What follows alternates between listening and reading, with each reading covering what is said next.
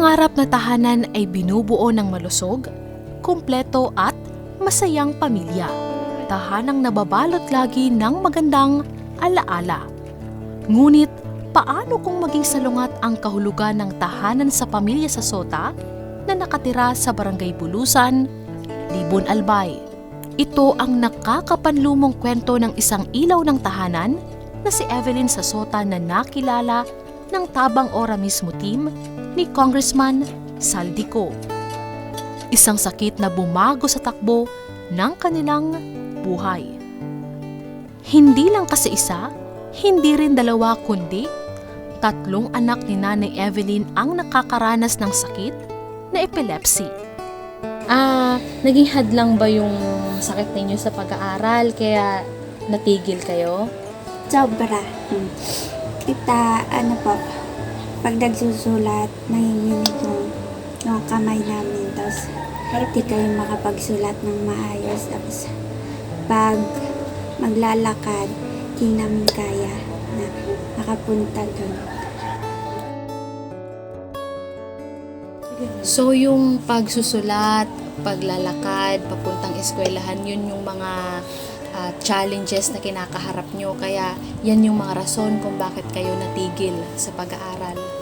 Apa. Congressman Saldico, nandito po ako. Namahingi ng tulong na na sana matulungan nyo kami para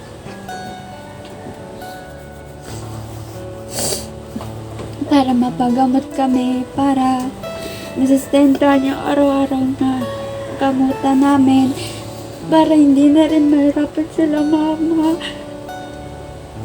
para hindi nila mahirapan para maghanap na ba ang araw-araw namin gamot.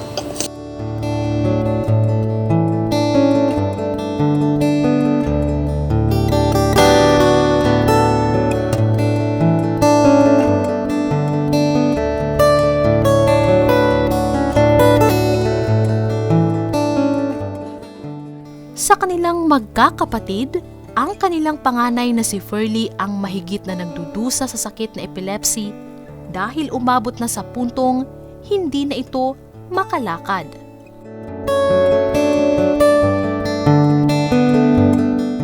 Sino nga naman bang magulang ang hindi masasaktan na makitang may mga kapansanan ang kanilang anak? Dagdagan pa ng walang panusto sa medikal na pangangailangan nito dahil sa kawalan ng maayos na hanap buhay. Halos mabaliw na ako, ma'am, hindi ko na alam kung ano nang gagawin ko. Ako lang lahat, ma'am. Hirap na ako, ma'am. Yung isa, heto, ma'am. Diyan na lang yan. Pag hindi kaya diyan, maghihihi na lang siya. Tapos yung lalabahan araw-araw. Lahat. Tapos pag susubuan, papaliguan, ma'am. Tapos pag wala pang gamot, yan, magdamag, nagsisisigaw.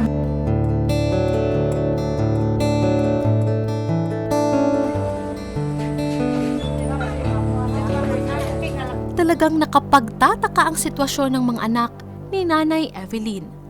Dahil bukod sa 3 anak niya na nangangailangan ng espesyal na pangangalaga, nauna nang namayapa ang kanyang 2 anak na lalaki dahil din sa epilepsy.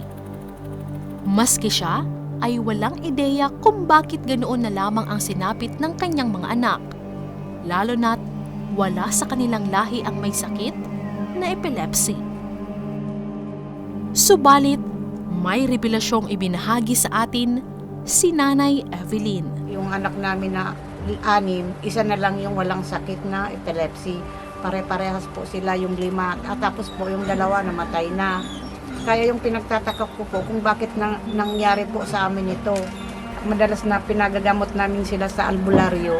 Yung madalas nilang sinasabi sa akin na daw po kami, parang isinumpa daw yung pamilya namin. Parang naisip namin mag-asawa kasi yung asawa ko noon may diniligawan siya. Tapos pupunta sana sila ng sayawan, nakita niyang parang nagsisure. Pagkatapos po, inayawan niya.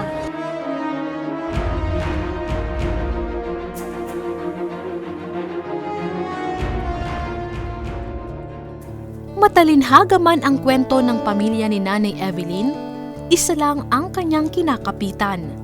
Ang manatiling malakas ang pananampalataya sa puong may kapal. Minsan kahit na ako natutulog, sabi ko, Lord, wala na akong ibang inaasahan kundi ikaw na lang, Lord. Kasi wala na kaming pangpagamot sa kanila. Ubus na. Dahil po dyan, ma'am, sa kahilingan ninyo, na ipaabot na po ito namin kay Congressman Saldico.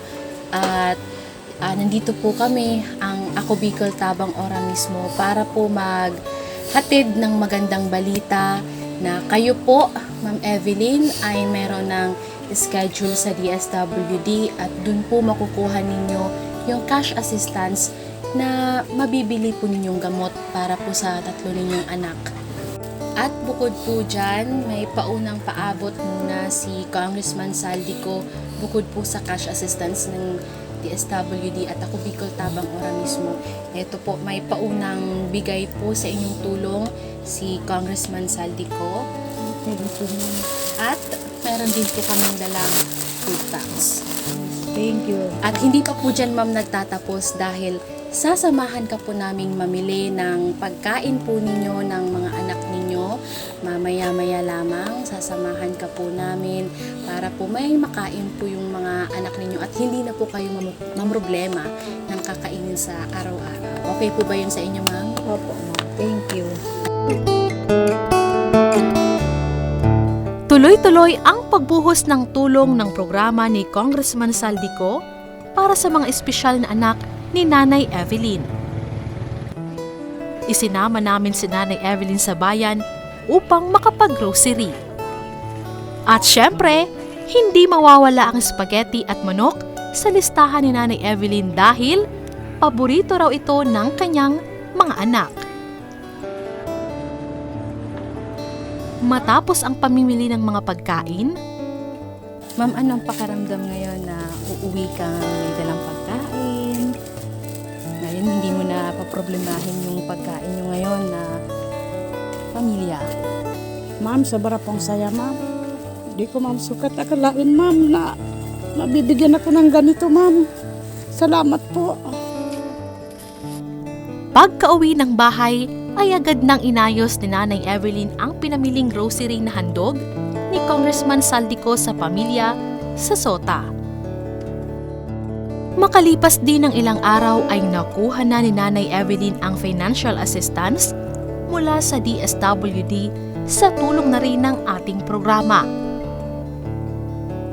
Dahil sa kanyang tulong na natanggap mula sa Ako Bicol Tabang Ora mismo ni Congressman Saldico, ay walang hanggan ang kanyang pasasalamat.